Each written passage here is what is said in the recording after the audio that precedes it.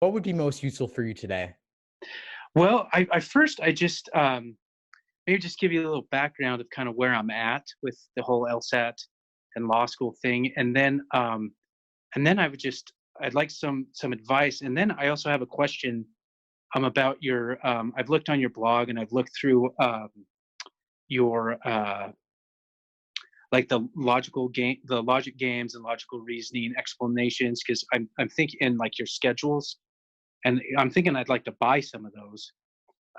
But so first of all, I feel inspired by your story because the highest I've scored on the LSAT is a 155, and I swear, like, I go from like 155 to 152, and I'm just like nowhere where I want to be.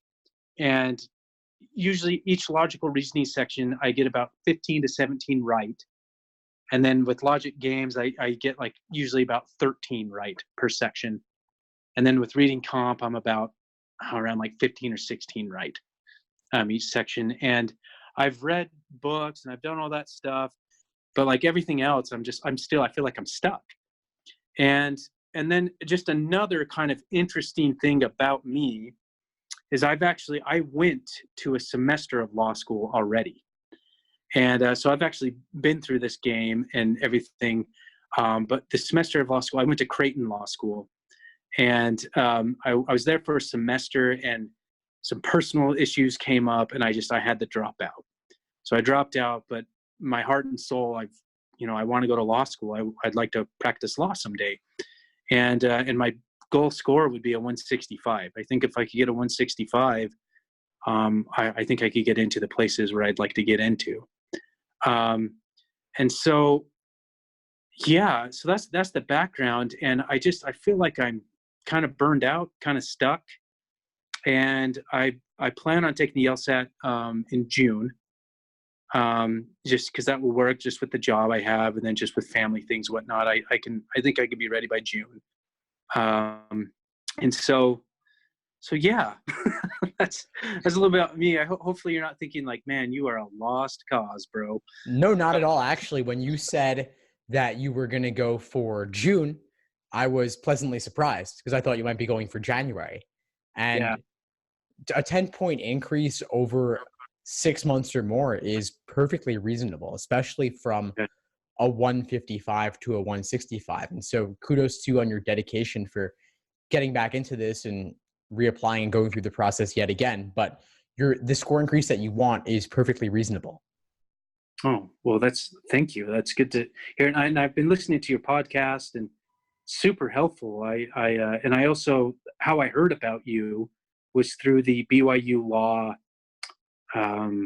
like Q&A you did like a few weeks ago, maybe like two something, but, and that was extremely helpful. And so I was like, hey, I'm going to check out your site.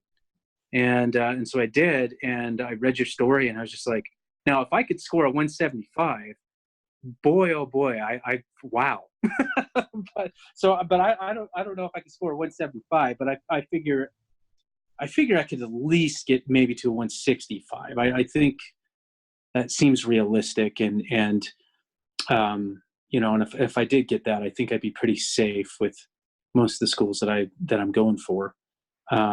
So yeah, I guess. And then another like just thing is like, how do you get over just kind of the burnout? Because I feel like when I almost feel guilty when I'm not like doing a logic game or looking at a logical reasoning question. And I read your cheat sheet, and I thought it was great because I always thought like, man, I need to get up in the morning and just start cranking out LSAT. But like, honestly, I get through like 2 questions, I'm just dead tired, and I'm like, what am I doing? And then I guess just back to just kind of just general LSAT questions. I mean, how did you get over your hump? Like, how did you get to 175? I mean, what was it that where all of a sudden it just clicked? Because I keep hearing about this, because I have a few friends that took the LSAT last year. They're all in law school now. And it's the same thing that I hear, like that I've heard from you and I've heard from them. Like all of a sudden it just started to like work. And I just feel like, man, am I capped out at 155? Is that kind of what I gotta hang my hat on and just go from there? Or, because like it's really kind of demoralizing in a sense, because, a lot of the guys that I've studied with, and girls as well, they'll be in the low 150s, then like all of a sudden they're like in the 160s. I'm just like, what the heck? What is wrong with me?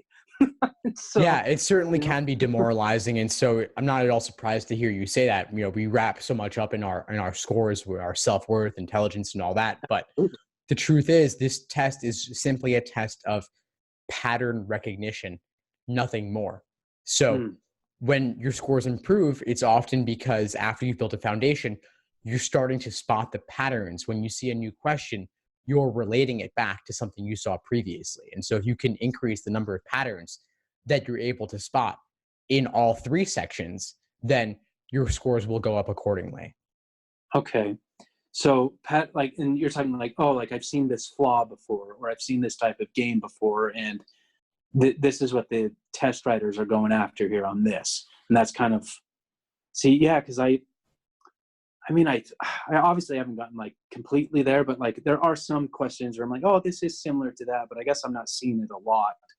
And I guess with practice and stuff, I guess that would hopefully that will increase, and maybe your class and because I was thinking like, well, maybe I could buy like maybe the 7th month study schedule, and then buy all your games and logical reasoning explanations, and I could go from there. Or maybe I could just sign up for your course for like a month or so, and then just be like, okay, I'm gonna just do his 7-month schedule and just boom, go from there. But I don't know. What do you think?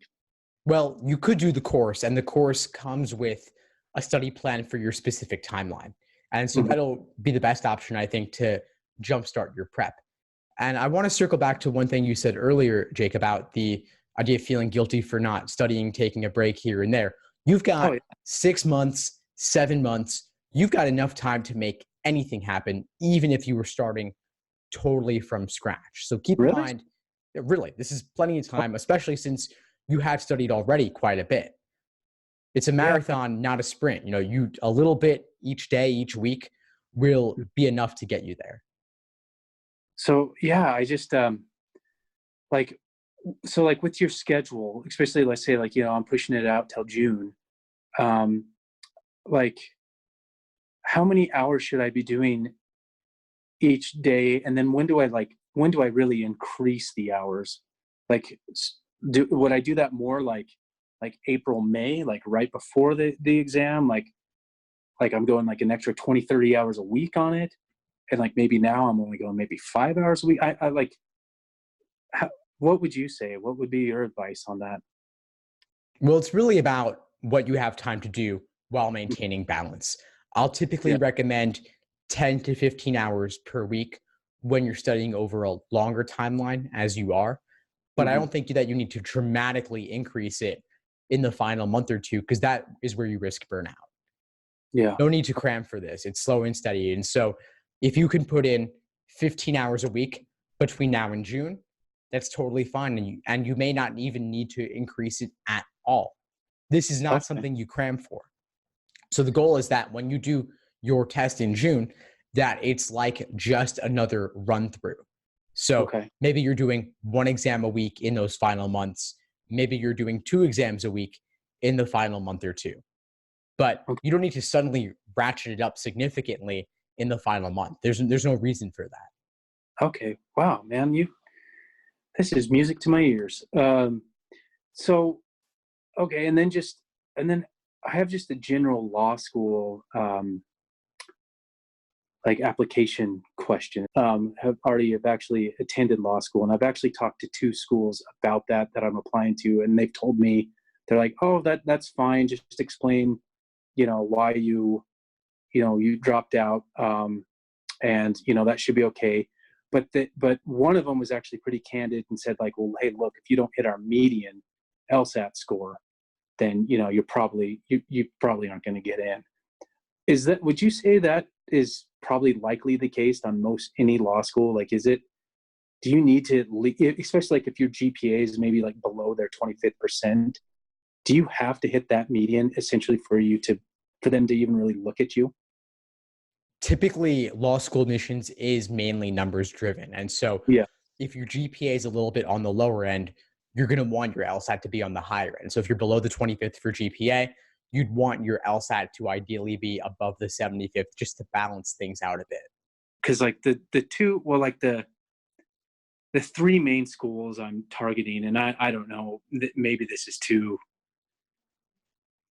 I mean, like obviously you know a lot about law school and the admissions, and I don't know if you know about specific schools, but like it's pretty much BYU, Utah, and Notre Dame is really the three that I'm going after, and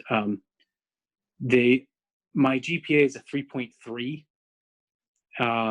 I was LSAC'd. I was a 3.6, and then you turn in your transcripts and you get them back. You're like, oh crap, wow, shouldn't have retook that class or whatever.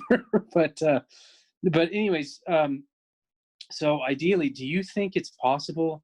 Like I'm just shooting for a 165 because that's kind of what I was told. Like, oh yeah, 165 is good. Do you think it's possible for me to get like a 167? It is. You could even aim for 170 plus if you want. You have the time. Are you serious? You've got more time than most students devote to this process in general. So I just feel like I suck at this exam, though. It's an incredibly difficult exam, but if you commit yourself to it fully, there's no limit to what you could achieve on this. So let's say I signed up for your $299 course a month. Do you think I can get in the 170s? Absolutely. Well, okay, man. When do we start? Anytime you're ready, you can join anytime. Now, I don't want to sell it like it's easy, though. It's going to take a tremendous amount of work. The course will just give you the tools. It's up to you to do the work on your end to make it happen. So when would you say, like, because I've tried to study in the morning and I am not a morning person. Like, when was your, like, should I be doing this? Because I work full time, and I don't know about, like, I know I have one friend, he scored a 171, and I get everyone's different, and but he said he pretty much studied like 2 times a week, but like on the 2 days that he studied, there was like Friday and Saturday, he did like 10 hours a day. And I mean that seems, I mean, I guess that works. It ends up being like 20 hours a week, I guess. But I don't know. What do you think about that? Especially if you work full time. Yeah, I mean, I wouldn't go about it that way because I wouldn't want you to run the risk of burnout. Yeah.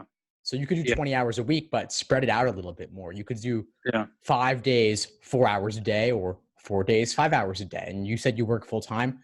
A lot of folks do, but you squeeze it in where you can. So get to work early, do a little bit before work, do a little bit after work before you leave, squeeze it in on the weekends, make the time wherever you can. And where are you based out of? I'm in New York. Oh, wow. Okay. Yeah, I'm in Utah, and you're out in the big city, man. Yeah, big city life. We're just mountains and snow out here. So, have you been to Utah? I have, actually. I went to Salt Lake City a couple of years back, and it was beautiful. Mountains, incredible. Yeah. Do you like to ski? I don't really ski, but I do like to hike, and the hiking was incredible. Oh, well, yeah, it's a good place for that.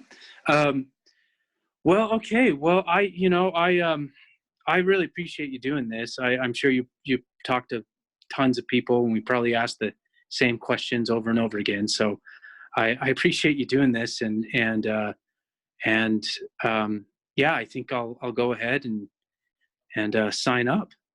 My pleasure, Jake. It's a pleasure to connect with you. And a lot of the questions are the same, but every situation's different, and I'm glad to give insights. I mean, if you're telling me 170s, man, I mean, obviously, it's me. Like, I'll put in the work. I mean, I really want to do this. And man, 170s would absolutely change my outlook. I mean, like, or even the schools that I'm targeting, I'd probably get scholarships and stuff. But I mean, wow, that would be amazing. And then you just use real LSAT, like, because I have all the LSAT books, like the real test, like from LSAT, and that's what you're doing. Exactly, the real official LSAT questions. That's what you want to work on. So it's not Princeton Review Kaplan crap. No. Okay. Well, awesome. And so, and I just obviously I just do it through your blog. Yeah, just do it through the site. There's a courses tab at the top. If you have any Okay. trouble finding it, let me know. But before we sign off, Jake, what would you Sure. say is the biggest insight you got from our call today? Well, the biggest insight I would say is that given the timeline that I have, 6 to 7 months, what you said concerning like, hey, you could actually get into the 170s if you put in the work. I think is really what it has me motivated, and it's making it. I'm not doubting myself, I guess, because I've just done. I feel like I've gone through workbook after workbook, and I've looked over questions before, and I see that it's B, and I put C, but C still sounds better to me, and so I would say that, and then also another one I would say is that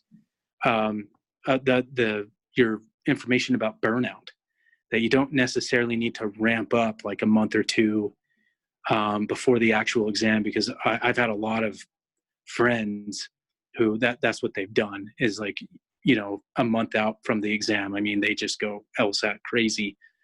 And the fact that you're just like, yeah, you don't necessarily have to do that.